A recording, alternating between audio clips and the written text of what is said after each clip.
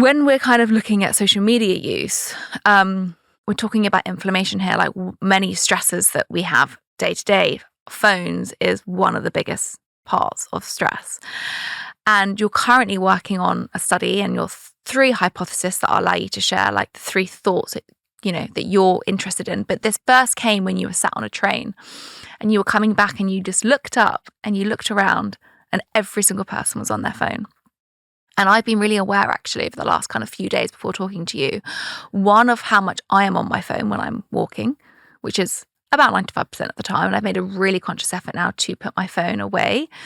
But also then I wanted to look around on the streets, and it is about 95% of people that are looking down on their phones as they're walking. So it is a big thing.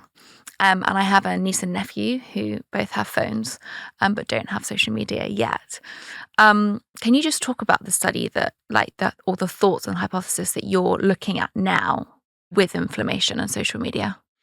The original thought was because I was, at the time, a fellow of the Digital Futures Institute, and there's a Center for Attention Studies. But the original thought was actually out of frustration on this train ride, as you said. But so obviously attention is really all we have in life. I think that's a statement. So it's almost a trite, right?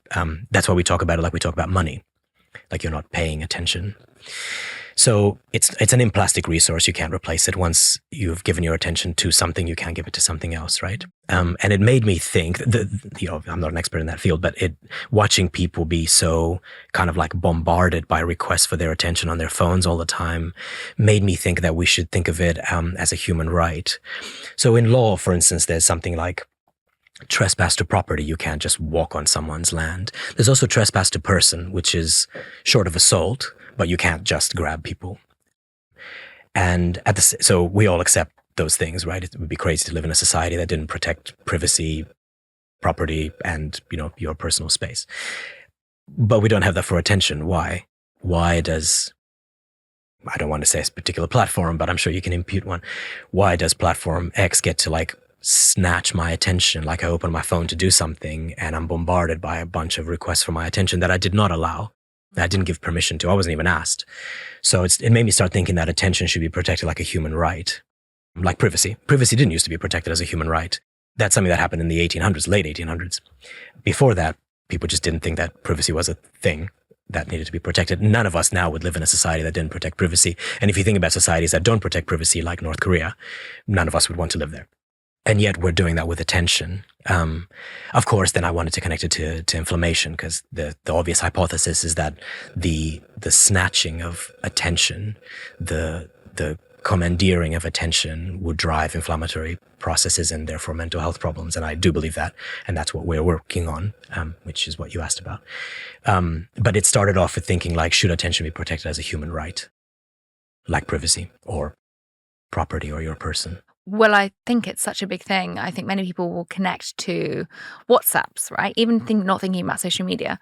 So WhatsApps, a couple of years ago, took off the last seen, or when I've read someone's message, because the pressure of someone knowing that I've read their message and not responded in that instant was causing a lot of frustration between work conversations, friends, and I would feel this pressure to always be on and respond. I've removed it too. Yeah, which then basically took me away from any of my work. And then if you add social media on top, so you basically now, any average person who is working will be able to be contacted via email, via WhatsApp, via Instagram DMs, via LinkedIn.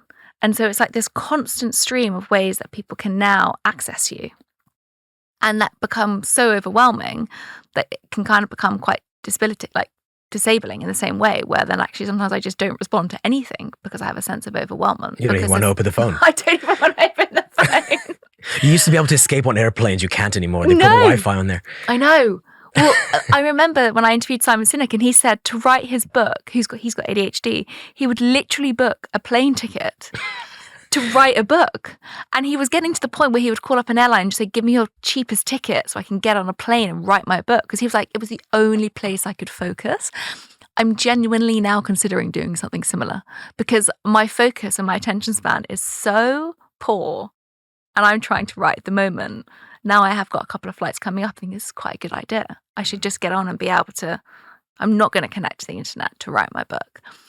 So when we're thinking about what you're looking at, For instance, what is it that you're looking to find through your 3 hypotheses that you're exploring? Thank you for the question. So pretty simple, actually, almost something you could explain to, well, I think I could probably explain to my 4-year-old. So if hypothesis 1, social media use in some contexts at some levels causes inflammation. Causes in the sense that, of course, you have other things that are causing inflammation and other things that are reducing inflammation, like antioxidants. But causes in the sense that if you get rid of it, your inflammation will get better. And if you bring it back, your inflammation will get worse again. And you're going to look at that through CRP levels? There is some evidence. CRP is a coarse marker of inflammation, as you know, because you're a biochemist. There is some evidence now, yes, that I can't talk about that. That the more social media you self-report that you use, the more of course inflammatory markers are up 6 weeks down the line. Hypothesis 1. Hypothesis 2, specific content causes it. Socially stressful content, like violence, like shouting, like hate speech, bad things. I use the word bad very loosely, but I think you know what I mean, and I think everybody does know what I mean by bad. Yeah, they're not looking at puppies. They're not looking at butterfly, like mating cycles, yeah. That's hypothesis 2. That specific socially stressful content causes these changes, and not just all content, like not if you're looking at, videos of sunsets or whatever. Hypothesis 3, independent of social media, people who do content moderation, people whose job it is to filter out bad things so that we don't see them, will have higher inflammatory markers than matched controls, people who are very similar to them but just don't do content moderation for a job. We know that those people who do content moderation for a job have terrible health outcomes. Many of them commit suicide, many more attempt suicide. They have depression, they have anxiety, they have all sorts of problems. And indeed, why would you expect anything different if your job is to watch horrible, violent or sexual assault videos that no one else does? Of course, you're going to be affected. So I think it's very difficult to imagine that last hypothesis not turning out to be correct. Nonetheless, we do need to do the work, as always in science. I wrote this down this time so I didn't forget. I'm thinking about my nephew who loves gaming. It can be quite aggressive. Obviously it's not like people, but you're literally going around with guns, right? Killing people. Would that cause inflammation? Is that the type of negative kind of usage that we would also kind of put that under? Because I'm thinking gaming is huge now. Gaming is huge. 2 things that have been well studied previously are gaming and pornography. And they have been studied very well, respectively, in South Korea and Australia. And the research there is good. Is good. The evidence base is very thorough. And in both cases, there is basically at inappropriate levels. They both cause all sorts of problems, including mental health, but also inflammatory states. Social media has not been studied. Which is sort of surprising. And when it has been studied, people have looked at screen time. There is no obvious reason, and they've concluded that there's very little evidence, but there's no sensible reason to think that simply screen time itself would give you problems. It depends what you're watching. Yeah. I would think virtually everybody would agree with that statement. It's likely that the content is doing things to you, if anything, right? So people have studied screen time and they conclude, well, there isn't that much of a link between screen time and bad outcomes, but a little, screen doom scrolling at night or a 16-year-old watching pornography at 2 a.m, that's not the same as you watching, as you said, David Attenborough or something about, volcanoes or something. I mean, it's interesting because the word in the Oxford Dictionary this year was brain rot. Was that right? And so that was the new word, which is basically that it's like social media is rushing your brain by doom scrolling too much. And I think we're all at mercy, not yourself because you don't have it, but, ending up going down a black rabbit hole of content and not quite sure how we got to this part of this content because the algorithm had kind of fed us this kind of this weird route to get there. Just thinking about kind of practicality, people that are listening to this, that obviously it's a little bit worrying. Is there anything that you're kind of seeing immediately or some thoughts that you might be having that maybe if children or young people maybe have some chronic conditions, whether it's something that's like asthma to, I don't know, hay fever or an allergy, that these are also increased by poor social media use because it's got the inflammation markers are higher? Yeah, well, there is some good evidence that if you're feeling unwell, for any reason, like if you have a cold or an asthma attack or something, you will seek out social media, which is the opposite direction, I think, to what you're asking. But nonetheless, it's a very interesting hint. It presumably is also the case that the more of the doom scrolling that you seek, the worse that you will feel, to the extent to which inappropriate use of digital technologies generally is very likely to cause higher inflammation, and higher inflammation itself is more likely to cause triggering of allergies, whether neuroimmune-wise or peripherally, more likely to cause asthma attacks, or worsen them, more likely to cause, other crises like rheumatism, other things.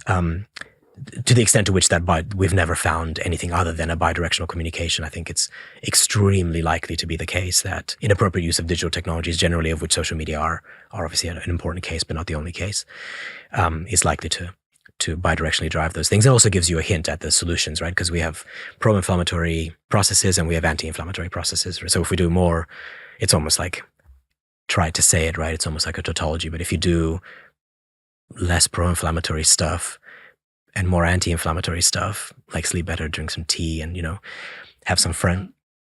But loads of things that people like: sleep better, more sex. Things that just make you happy, make you better, yeah, and less things that make you not better. Then everything will be better. But it's hard because it's also quite addictive, and so I think what I find kind of the irony of this situation is that we actually know that social media is bad for us, and we know that screen time is bad for us, but the dopamine hit is so large that we feel so attracted to it. Again, we know that ultra processed food is bad for us, and we know that whole foods and grains and fruits and vegetables are good for us, but it's so addictive from the dopamine hits that we get that we kind of seek these things out. And so, we're all intelligent human beings. We all kind of know the right from the wrong, but we seek out these more negative kind of self-sabotaging behaviors. But then if you flip it on all of its head about, what we're talking about today, about living well, being well, the longevity sector is going up more than ever before. The wellness industry is predicted to be $9 trillion by 2027. Yet the things that are going to increase our longevity, from what I'm hearing from you, is literally like turning off our phones, going back to basics, which isn't kind of what's being, I guess, spoken about in the kind of longevity sphere as much.